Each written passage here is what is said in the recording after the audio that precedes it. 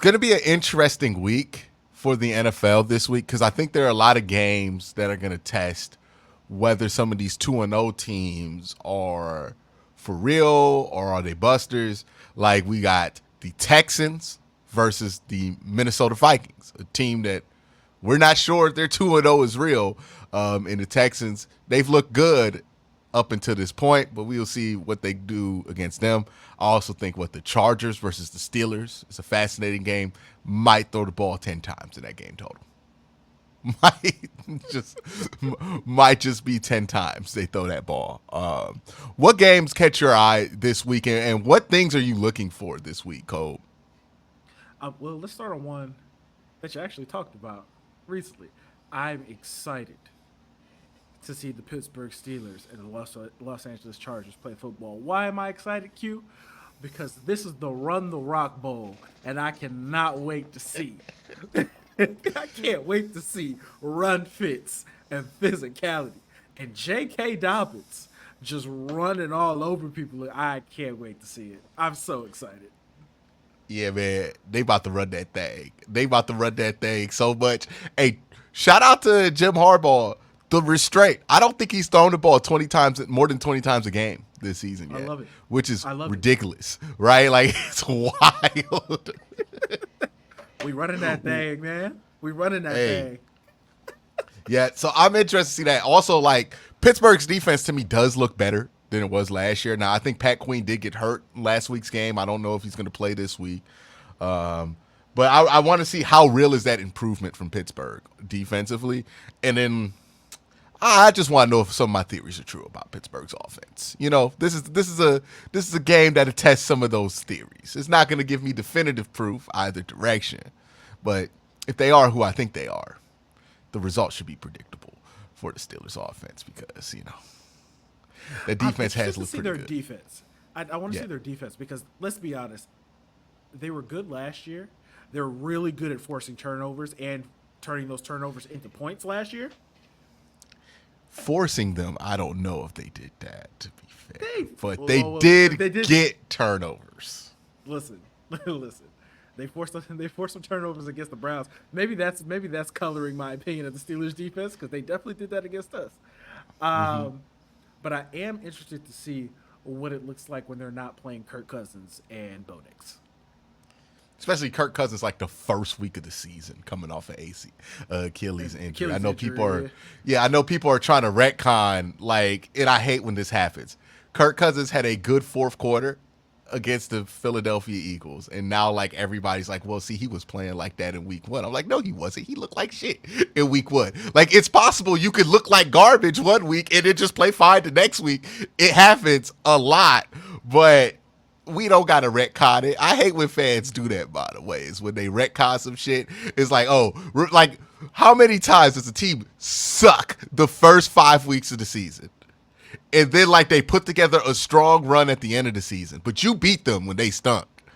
And now we like, well, we beat a playoff team. No, you beat them while they was slumping, bro. Like, we not about to retcon this. The retconning that happens in the NFL community is unacceptable.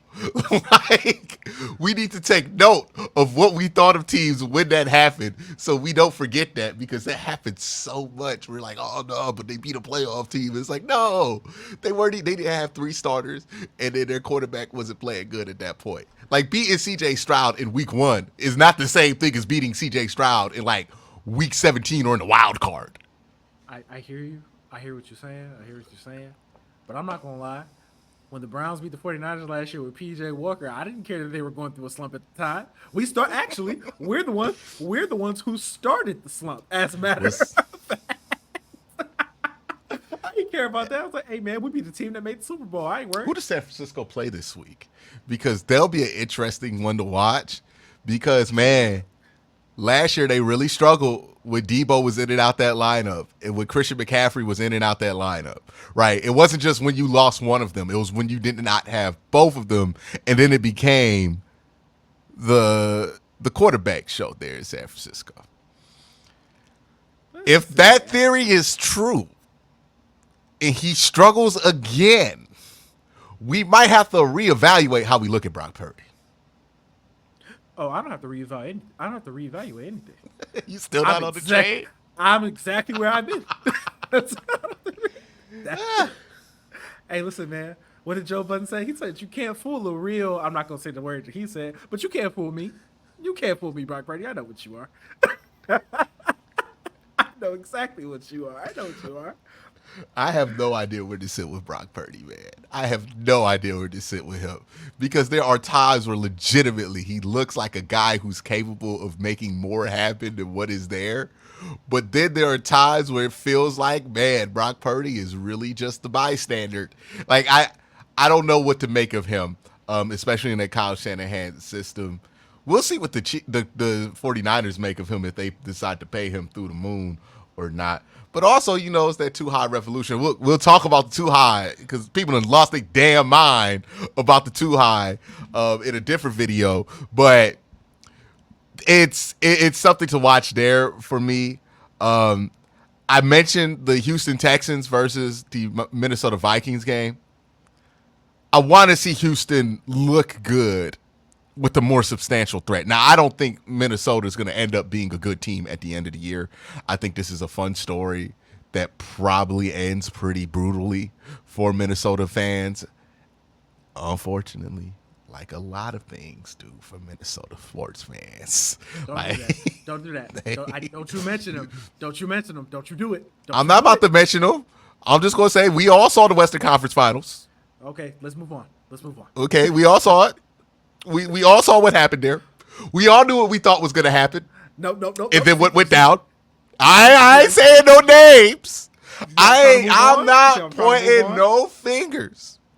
Trying to move I'm on? just saying Minnesota sports fans have been disappointed by people with more hype around them than Sam Darnold in his 18th year of football. I'm just saying that, right? Like, if we are pointing at the team quarterback by Sam Darnold in Minnesota with Justin Jefferson hurt and thinking to ourselves, that ain't gonna hurt nobody. That's silly. We know that's gonna hurt them. Like that we know what happens with that. The same way they knows what happens with the basketball team. And from what I hear, the baseball team ain't brought them no joy either.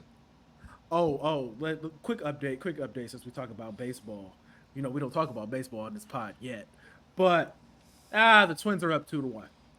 We'll see what happens. Bottom of the fifth. We'll see what happens.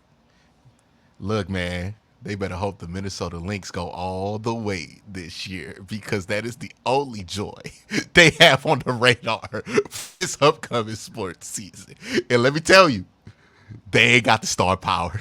They ain't got it. They ain't getting past the Liberty. They ain't getting past Angel Wilson. She got 1,000 points. Like, it's just going to be rough for Minnesota sports fans. And I think they doing you. They setting you up. This is PSYOP, Minnesota. Don't fall for it. Going 2-0. This is to get you excited and start making you say stuff that you would never say with Sam Darnold as your quarterback because you think Sam Darnold playing well. They about to hurt you.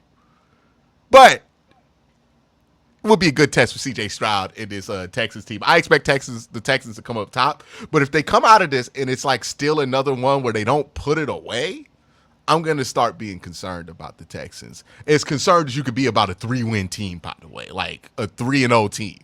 So not like I'm concerned they're going to make the playoffs, but concerned about if they could live up to some of the higher expectations that they have.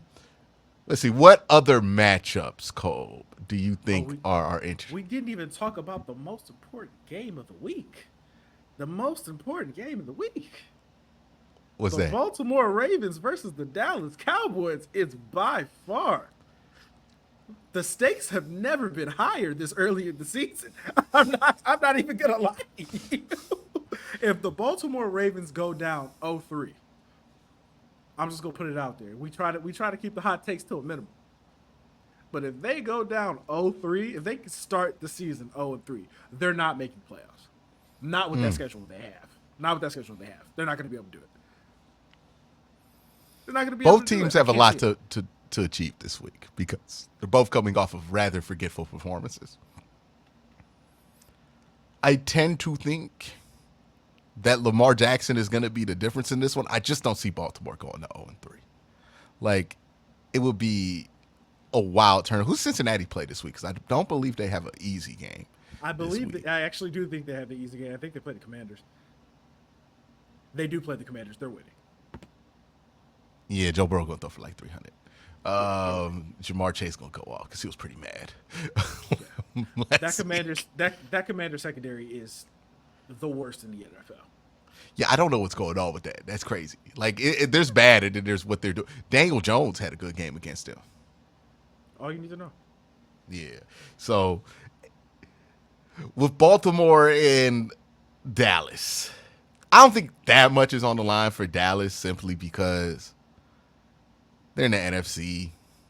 They start 1-2. Really ain't that big of a deal. Who else is in that division? What? The Commanders, The Eagles, the the Commanders, Eagles, the Giants. Like, they're the only. When the Cowboys are clearly the most serious team in your division, they gonna be okay. And that's sad. Like legitimately, Cole. The Cowboys are the most serious team in the NFC East.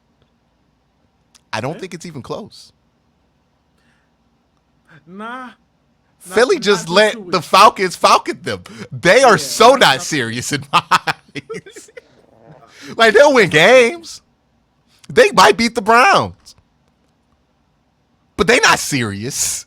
Like, you stopped taking the Eagles seriously at the end of last year when they walked into that playoff game, lost to Baker Mayfield, and everybody knew it was going to be what it's going to be. And then they came out this year doing unserious stuff. Really should have won that Green Bay game by multiple margins. Like, really should have won it. But they let Green Bay hang around. And yeah, Green Bay's a solid enough team, we think. Like, but then you let Atlanta do that to you at home? Kirk Cousins? I don't know, man. Like, no disrespect to Kirk Cousins. You meant or all the Atlanta disrespect. Falcons. You meant all the disrespect in the world when you said that. You said Kirk Cousins. You sounded like Stephen A. Smith, but he used to be like Tiago Splitter. Kwame Brown. Yeah, man. You let Kirk Cousins do that to you, dog. That's crazy. Yeah, I'm sorry. You supposed to be good, too. Like, that's supposed to be the strength of your team. Yeah, that defense does not look that great. Doesn't look that great at all.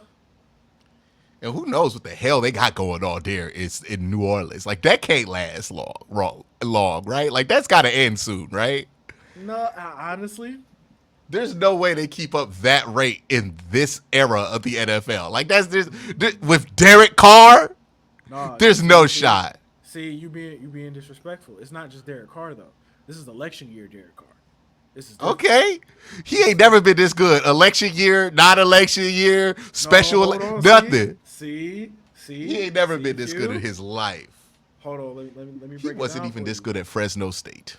Hold on, let me break it down for you because you're lying. You're lying right now. Bro, he got like 8 touchdowns already or something like that. Let me break this down for you. 2016 election year. 3,900 yards, 28 touchdowns, 6 picks. Yeah, he was hooping. Hold on. 2020, 4,100, 27 touchdowns, 9 picks. In a year where everybody was up passing, by the way. I'm just going to point that out. Passing numbers were inflated that year. And Hold on. Election year, through 2 games, 440, 5 touchdowns, 1 pick. Look, man. Hey. Nah, this is going to end. You gotta respect This it. this ends soon. This got to end soon. Conservative car. No. Conservative car. we don't know what his values are, you know. I'm just saying, conservative car. Here to make the Saints great again. Oh wow. I'm See, just saying. I'm not gonna make these assumptions about you, Derek Carr. Maybe you vote third party. Who knows how you go get down? It ain't none of my business. But all I'm saying is, what we know with Derek Carr, this shit ends, dog. This shit ends. Like, no, it's not as present as like Sam Darnold, right? Like when Sam Darnold be out here hooping, you be like, yeah, it's about to end. So Derek Carr could sustain a season, but sustain at this level, he might win the MVP, Cole, if he plays at this level. And Derek Carr, MVP, I don't care what year it is. No. Nah. We ain't doing it. It ain't happening. Okay? Right now, Cole, I don't know if you understand this, but you know who the two front runners for MVP would be by all metrics that we look at? Who? Baker Mayfield and Derek Carr. Hey, shit's about to change. Okay? Hey, hey, this is how you know it's 2 weeks into the season. Shit's about to change. Ain't no way. We at the end of the year, and that's who we talk about winning the MVP. Hold on. You say it's about to change, but the Bucs are playing the Broncos, so that means that's not changing anytime soon. No. It's not changing this week. It's changing at the end of the year. We are not about to be sitting here in January like, yeah, man, Derek Carr, he should get it, y'all. Like, no. At best, maybe we talk about him getting votes for both Baker Mayfield and Derek Carr. But the league has not gotten that crazy to where Derek Carr is going to win MVP. And he's on track to it. Just like when Ryan Tannehill used to have them hot starts this season. We like, is Ryan Tannehill going to win MVP? And the second we bring that up, it's over. Nobody's brought it up yet. And the Saints are also playing the Eagles. So this is not the week to say it's going in. It ain't. I'm not making a prediction for this week, but I am saying right now, when it's unpopular to say it, September 19th, we not going to be talking about this shit like this by January. Okay. We'll see. I'm not going to get carried away. That's Derek Carr, dog. Okay? I'm just merely basing it off what and even if this is election year, Derek Carr, the election is in November. It's 2 more months in the season after that. What he about to do?